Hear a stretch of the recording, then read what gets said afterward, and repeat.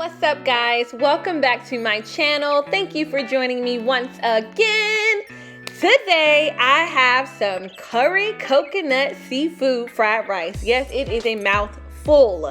My parents' anniversary came up and we are big seafood lovers, so this recipe was for them. It's easy, I'm hungry, so let's get into it.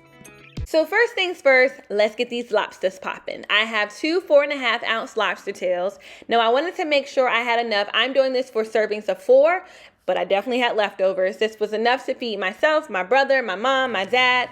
And I'm just taking the knife and going down the backs of these lobster tails and splitting them in half the long way, like a hot dog.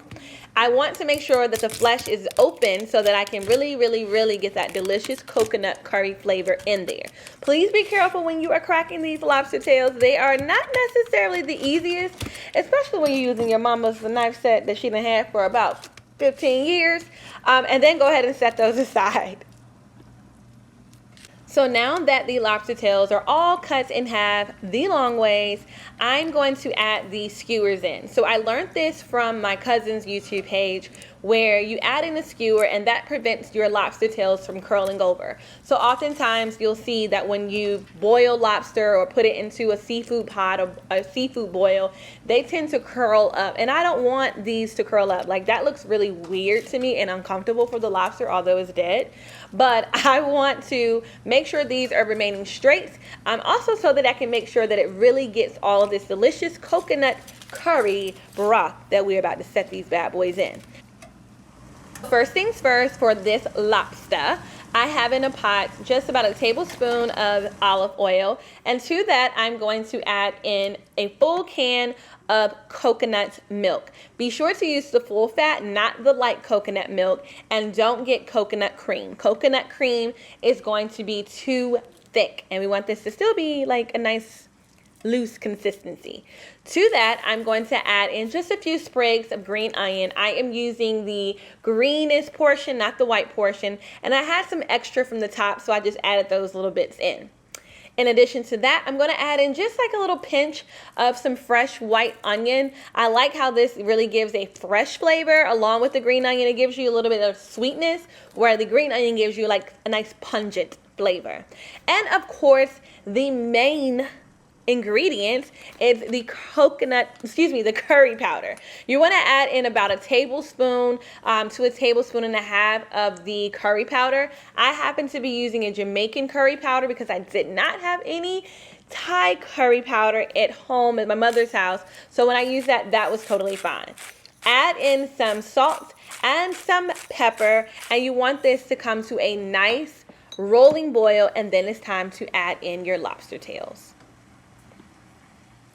I had to get this on a different angle because the way that steam was steaming up the phone and my arm, my lord. Okay, so we're going to go ahead and add in these lobster tails. That one was tripping.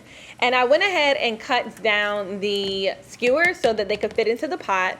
And I want the meat to be face down. I want to make sure that the lobster meat is really evenly coated within this broth, because that is really where the flavor is. I did not season these whatsoever. All the season is in the broth. And when I tell y'all these lobster tails were everything, please believe this will be in another recipe. Cook these for about 7 minutes. Now that the lobster tails are over there taking a little bath in the coconut curry broth situation, we're going to go ahead and get the base going for our fried rice. So to a pan, I have some olive oil just to coat the bottom of the pan, and I'm adding to this a half of a medium white onion. If you have a yellow onion, by all means use that. You can even use red onion, quite honestly, but I use white onion in this one. And we're going to saute this for about a minute or two until it gets a little softer.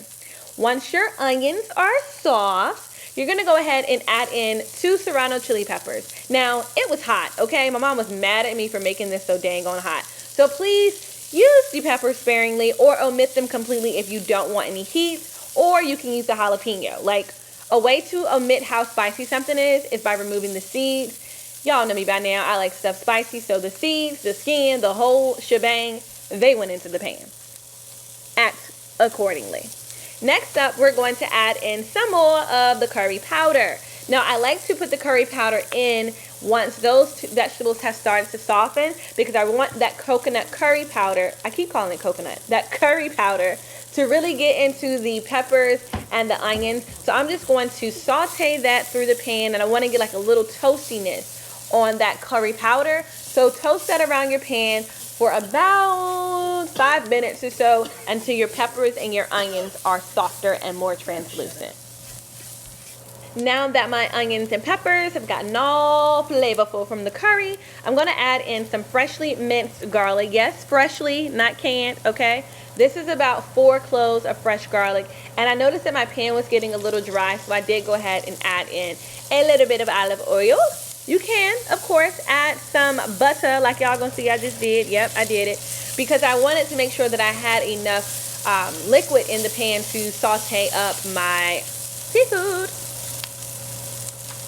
Now it is time to add the shrimp. I did add in about 2 teaspoons of salt and pepper only on the shrimp, and I'm using about a 25-30 count, so that's an extra large. You can plan to go bigger or smaller. I want to make sure I get a piece of everything and every bite, so I went a little bit larger on mine. Salt and pepper only because there's so much flavor in the bottom of this pan. I want to make sure that I wasn't over seasoning the seafood, basically. Go ahead and give this a saute and make sure they are cooked until they are done, okay? Shrimp is done when it starts to curl up. As you can see here, they're curling. They're not quite touching each other, but they have certainly decided to let each other know, hey, I'm going to try to leave with this tail by the end of the night. Next up, added more butter because don't nobody want no dry scallops. So we're going to add in our scallops to the same pan, and you're going to cook these. And these are actually bay scallops. They were slightly larger than your traditional bay scallops, which I was very thankful for. They did not have the full scallops, so I had to do what I had to do. But you're going to cook these for about 2 minutes per side. Do not overcook your scallops, ladies and gentlemen. Do not do it, okay?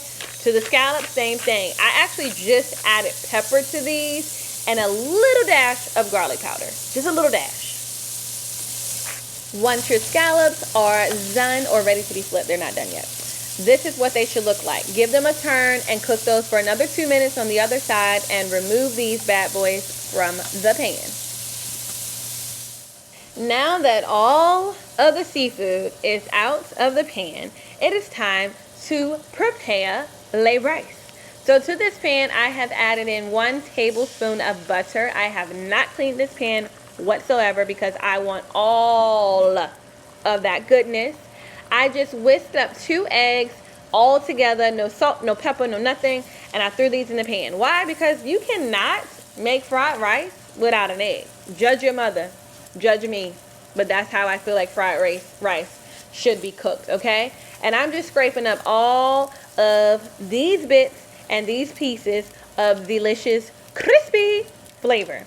To that, I'm actually going to add just a few sprigs of green onion, and then it's time to toss in the rice. Now, your rice should be a day old or completely cooled down. Never, ever, ever, ever, ever should you put regular, like freshly made white rice into your pan. You are asking for the mushiest fried rice known to man.